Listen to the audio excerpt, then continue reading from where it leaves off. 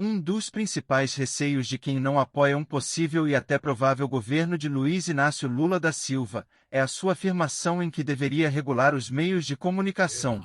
Uma regulação da mídia eletrônica nesse país. A última que foi feita foi em 1962.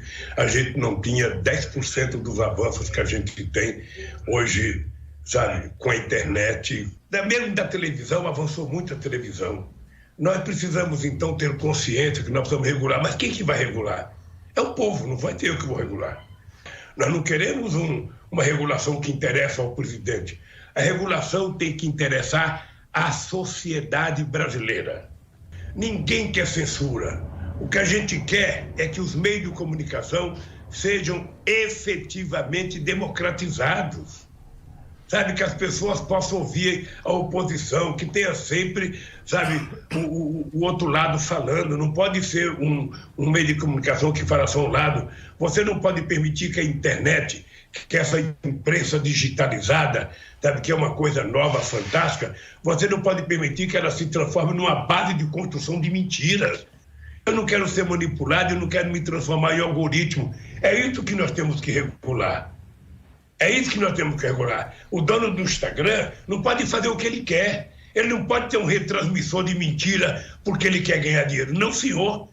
Ele tem que levar em conta a cultura de cada país, tem que respeitar as leis do país e não pode permitir que mentiras, inverdades, grosserias, ofensas façam parte da cultura brasileira. Não pode. Então é isso que tem que ser regulado. Deixo a reflexão do youtuber Rafael Lima, fundador do Ideias Radicais. Qual é esse teu plano de regular as mídias, jornais, etc? Porque ninguém tá entendendo e... sei lá, cara, tu tem uma amizade com muitos ditadores que é meio difícil de entender. Eu acho que uma das maiores provas da subserviência da mídia, do jornalismo brasileiro ao Lula é o fato de que eles simplesmente não fazem essa pergunta. E eu quero fazer essa pergunta mais extensivamente ao longo desse vídeo, mostrar o histórico do PT, mostrar coisas que eles já defenderam, pra você ver e se perguntar: cara, por que não fazem essa pergunta? Enfim, o ponto é, tem isso, mas a outra coisa que você pode também dizer é: mas Rafael, tem lá no plano de governo dele. É, de fato, tá lá no plano de governo do Lula, pontos 118 e 119 falam sobre regulação da mídia. Eles explicam estrita, rigorosamente e claramente nada. Tem nada ali. Parece um puro gerador de lero-lero, algum software qualquer que encadeia palavras e taca ali. Isso aqui numa redação do Enem, você não conseguiria uma nota maior do que 5. Agora sim, plano de governo você escreve o que você quiser ali dentro, né? Você pode falar que você vai fazer uma Disney no Brasil e tudo bem. Papel aceita. Agora, vamos olhar histórico e relações. Primeiro, o Lula nem sequer esconde, o PT não esconde muito, que eles têm um relacionamento muito legal com ditaduras, que eles têm um apreço, uma consideração, você pode dizer uma amizade, uma aproximação com várias ditaduras. Vamos citar aqui só na América Latina, Nicarágua e Venezuela. Porque se a gente for só fazer as ditaduras que o PT apoia, ou já apoiou, e daí depois nunca mais falou nada, o que é um vídeo legal para se fazer inclusive, se a gente fizer isso, vai ser um vídeo de 20 minutos. Mas Nicarágua. Nicarágua, recentemente, o Ortega, que tá no poder há um puta tempo, prendendo opositores. Ah, você vai concorrer na eleição comigo? Ah, você tá preso. Olha só. Eu imaginaria que o Lula tem um problema com esse tipo de conceito. Mas aparentemente, quando é o Ortega que faz, tudo bem, né? Esse cara, recentemente, ainda em agosto, confiscou prédio de jornalismo. Tá perseguindo mídias, faz perseguição contra jornalistas, faz censura. Sim, não existe liberdade de imprensa na Nicarágua. Ou, claro, a gente pode ir pra Venezuela. Ao longo do vídeo aqui eu também quero falar da Argentina, mas vamos falar na Venezuela. Claro e obviamente uma ditadura que perseguiu e fechou os jornais do país. Essa foi a rota do Chávez e do Maduro. Silenciar a mídia. Em algum momento o Lula deu uma declaração contra isso, falar, olha Ortega, olha Maduro, Chávez, pô, eu sei que vocês estão querendo ajudar o povo, mas deixa o jornalista falar e tudo mais. Em algum ponto você viu alguma coisa dessas? Mas vamos pro próprio histórico do Lula e do PT. Em 2003, 2004, ali recentemente depois da posse dele, teve um evento em que um jornalista estrangeiro, aqui no Brasil, né, correspondente estrangeiro aqui no Brasil, fez uma matéria sobre o Lula, falando um pouco quem é esse novo presidente. Entre várias coisas que ele falou que o Lula bebe. Falou que o cara é bom de copo. O Lula se ofendeu, né? Achou que não era um comentário edificante sobre o presidente do país e mandou cancelar o visto desse jornalista.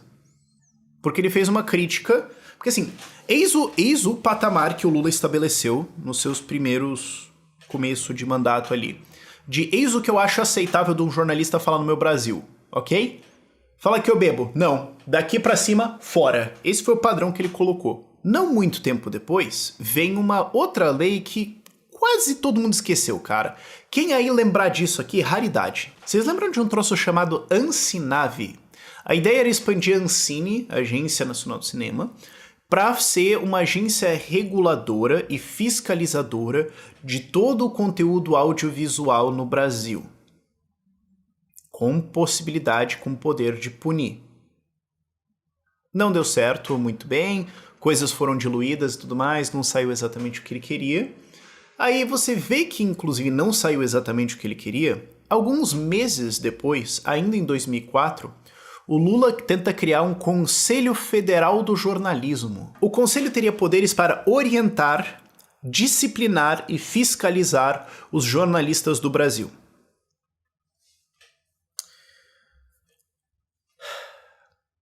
E tem gente que vai falar, não, mas poxa, é porque não tem o conselho dos psicólogos, não tem o conselho dos dentistas e tudo mais, e essa é a mesma coisa. Poxa, gente, sabe? Vocês estão de má vontade com o cara aí.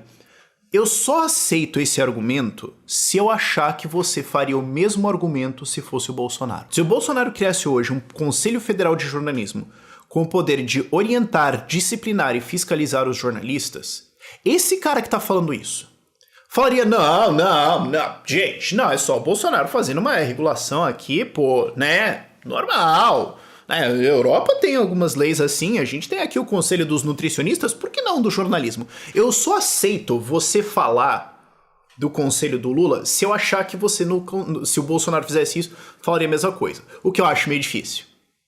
Mas, continuando a fita. Uma das preocupações do Lula era, mas e a mídia aí fica batendo, criticando e tudo mais, teve o negócio do mensalão, né, que daí o pessoal ficou falando, quer dizer, o problema não foi roubar, foi falar. Então, o que ele fez? Em 2008, ele criou a EBC, Empresa Brasileira de Comunicação, também conhecida como TV Lula. Na prática, qual era o trabalho da TV Lula? Defender o governo.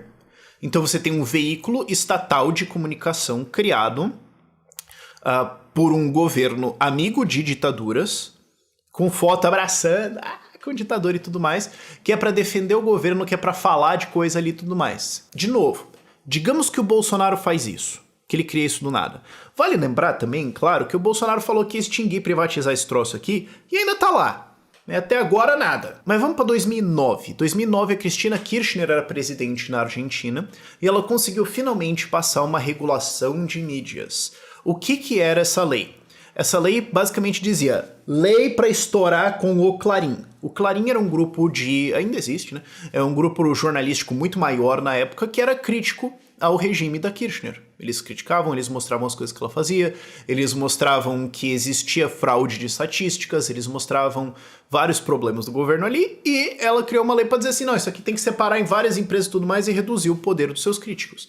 Isso foi aprovado, até hoje isso existe na Argentina, e aí o Lula olhou aqui e falou, legal, a pessoa tá tendo umas ideias boas lá, vamos tentar copiar. E tentou copiar aqui. Felizmente a reação da sociedade foi muito forte e acabou rejeitando isso. Mas assim, cara, imagina se o Bolsonaro fala isso. Lula disse na época que a categoria precisava recuperar o seu prestígio e que novos profissionais devem ser fiscalizados e acompanhados. No contexto do jeito que o Bolsonaro falou, entre aspas, né, com a Vera, depois do debate lá no domingo. Imagina que o Bolsonaro fala isso. Não, nós precisamos aqui ter uma lei de regulação de mídias pro jornalista recuperar o seu prestígio, porque ele precisa ser fiscalizado e acompanhado. O que o lulista mediano ia falar sobre isso? Quando ele estava de saída lá em 2010, ele também deixou um projeto para Dilma. Felizmente isso também deu errado. Uma das coisas mais benéficas para o Brasil foi o fato que a Dilma era uma incompetente gigantesca, porque se ela fosse assim medíocre no trabalho dela, nós estamos ferrados, ok? Mas ele deixou uma lei para regular o conteúdo de rádio e TV. Cara, o teu professor... Isso aqui tudo que eu tô falando, te falaram na aula de história? Teu professor de história contou minimamente alguma coisa sobre isso? Suspeito que não. Aí talvez não seja importante, né? História de ataque contra a liberdade de imprensa no Brasil? Sei lá, quem liga? Mas ele tentou fazer isso. Uma das coisas que prejudicou a lei é que ela também prejudicaria políticos que são donos de grupos midiáticos. Porque isso existe pra caramba. Por exemplo, vale lembrar o Collor tem um, por exemplo. Agora, isso aqui hoje... Então você falaria assim, mas Rafael, então você é a favor de um negócio pelo menos político não ter grupo midiático? Tá, mas e daí, digamos, o Kim, ele vai ser, então, perseguido, ele vai ser obrigado a deletar o canal dele de YouTube? Porque eles podem falar, olha, ele é o dono de um grupo midiático aqui, porque ele tem esse canal de YouTube, ele tá usando um canal de mídia, não pode fazer pau, corta. Poderia ser feito isso. Aí você fala, não, mas, pô, um parlamentar pode ter ou não um canal de YouTube, o que aconteceria? Quem julga e sob que critérios e pra quem você apela? Porque você pode dizer assim, mas é a lei. A minha resposta é Alexandre de Moraes. Foda-se tudo que tá escrito na lei. Alexandre de Moraes. Pau. Sabe? Então, assim, você tem que tomar muito cuidado com essas coisas. Ou sei lá, eu tô concorrendo e eu tenho isso aqui. Digamos, alguém pode querer me ferrar por causa disso. Entende o problema de você falar assim, o que é um veículo midiático? Como é que você vai regular e controlar o poder disso aí? Você tá louco, cara? Mas Rafael, isso é muito passado, poxa. Agora o Lula é diferente, poxa, eles aprenderam. Depois do impeachment, o PT fez uma análise, né, junta todo mundo lá na sala e pensa, cara, como é que a gente... Como? O que aconteceu aqui?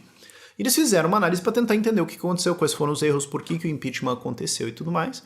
Eles publicaram um documento, explicitamente, abertamente, falando que a mídia não estava regulada, né? Aí isso aqui foi um erro. Foi um erro roubar? Não. Foi um erro causar a maior crise econômica da história do Brasil? Não. Foi um erro tentar atacar o Lula dentro da Casa Civil para proteger ele, for privilegiado e tudo mais? Não, isso aí não estava errado, não. Foi o erro... Não, nada disso foi erro. O errado mesmo é que a imprensa... Sabe, a gente não tinha espaço na imprensa para falar o que a gente queria. E daí, porque a imprensa não queria ficar publicando as nossas desculpas, nós perdemos. Aí que morou o problema. Note, isso não é só o PT, porque você pode falar, é só o PT, né? Porque o Lula fala a mesma coisa. Em declarações recentes, 2021, o Lula estava falando que a culpa do impeachment foi que a culpa do golpe, porque ele fala que foi golpe e ninguém questiona, a culpa do golpe foi da imprensa. O problema não foi roubar, não foi a crise, não foi as pedaladas fiscais, que ele mesmo no debate no domingo falou, porque esse bicharela só porque ela fez uns pedaladas. Porra, agora eu não posso mais nem quebrar a lei de responsabilidade fiscal que o pessoal já quer, fazer valer a lei. Aí é estouro, né, gente? Não, o problema não foi isso. O problema foi que, mas a gente não conseguiu se defender na imprensa e falar e tudo mais. Note, de novo, se Alexandre de Moraes não fosse um juiz parcial, ele ia chamar o Lula e falar, Lula, senta aqui, amado. De calvo pra quem tá perdendo o cabelo aí, pra quem tá indo pro caminho. Vamos ter um tete a tete aqui. Tu tá dizendo que teve um golpe, então você está atacando diretamente a lisura da Câmara dos Deputados, do Senado, cujo presidente na época era o Renan Calheiros, teu aliado, e do STF, que presidiu a sessão do Lewandowski, que estava lá presidindo a sessão. Você está dizendo que os três foram, né, juntos nesse golpe aqui e tudo mais, e que eles foram pressionados e fizeram uma coisa que você julga errada porque teve pressão na mídia. Você acabou de atacar de novo, né, separação dos poderes e tudo mais, e a lisura deles. É óbvio que o Alexandre de Moraes não vai fazer isso, mas de novo, é só pra você ver a parcialidade da coisa. E aí sempre vem aquele papinho do PT de mas tem outros países que tem essa lei. Mas é pra proteger a liberdade de expressão. Meu Deus. Regular as mídias pra proteger a liberdade de expressão. Isso tá, inclusive, no plano de governo deles, né? A liberdade de expressão não pode ser... Eles sempre vêm com essas desculpinhas. Então...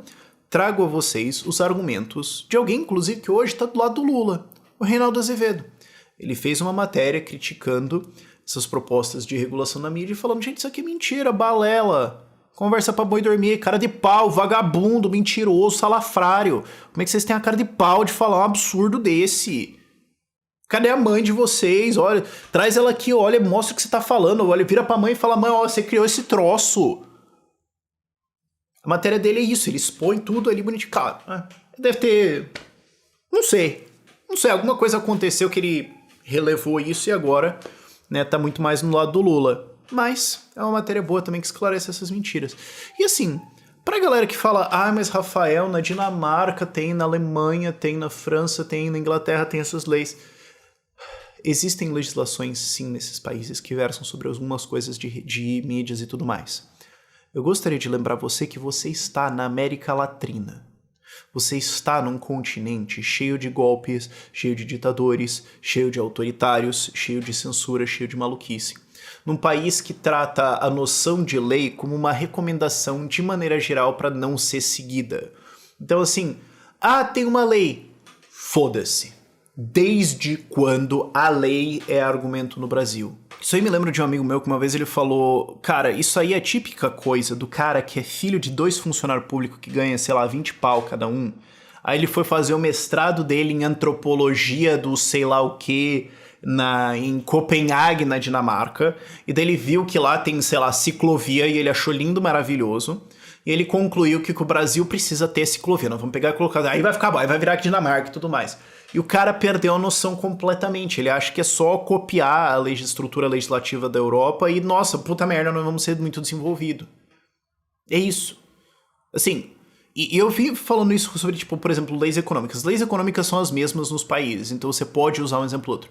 Agora, assim, cultura, respeito às instituições, respeito à liberdade de expressão, você já sabe que a gente não tem isso no Brasil.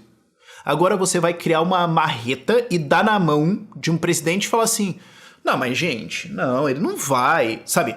Só porque ele tentou fazer 2 esquemas de corrupção, executou 2 esquemas de corrupção para subverter a independência dos poderes, ataca a legitimidade deles o tempo todo, só porque ele é amigo de ditadores e porque ele já tentou fazer várias coisas que tinham toda a clara de censura e controle de jornalismo, não quer dizer que ele vai pegar essa marreta e usar para controle de mídias. Se você acha isso, cara, eu tenho um último argumento pra você. Um dia, alguém como o Bolsonaro vai ser eleito de novo. Então se você acha que, não, tudo bem o Lula fazer isso e tal, porque, pô, paz e amor, ele tá arrependido e tudo mais.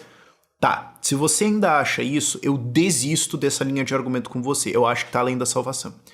A minha pergunta seria, e quando outro cara de direita, eu sou um cara que você não gosta, foi eleito? Porque isso vai acontecer, eventualmente. E essa lei estará na mão dele. E ele vai poder usar essa lei para ir atrás de jornalistas, para ir atrás de veículos, para perseguir opositores e críticos.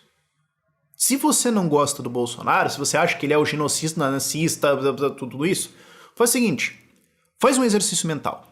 Imagina que uma lei dessas existisse em 1º de janeiro de 2019 e o Bolsonaro tivesse pego ela e falado, agora eu vou usar esse troço aqui. O que você acha, na sua opinião, que teria acontecido com você? Lembre-se sempre que poder do Estado vai cair na mão de alguém que você não gosta e de alguém que não gosta de você. Lembre-se sempre que toda vez que você defende que que o Estado tem que ter um certo poder, esse poder pode cair na mão de alguém que te odeia, que vai usar ele para ferrar com a sua vida. Analise toda e qualquer proposta, toda ideia de poder do Estado sob esse prisma. E eu tô muito curioso para ver o que você ainda vai achar que o Estado tem que fazer depois desse tipo de raciocínio. Por esse vídeo é isso. E você? O que pensa sobre esse assunto? Deixe seu comentário, é muito importante para nós. Obrigado.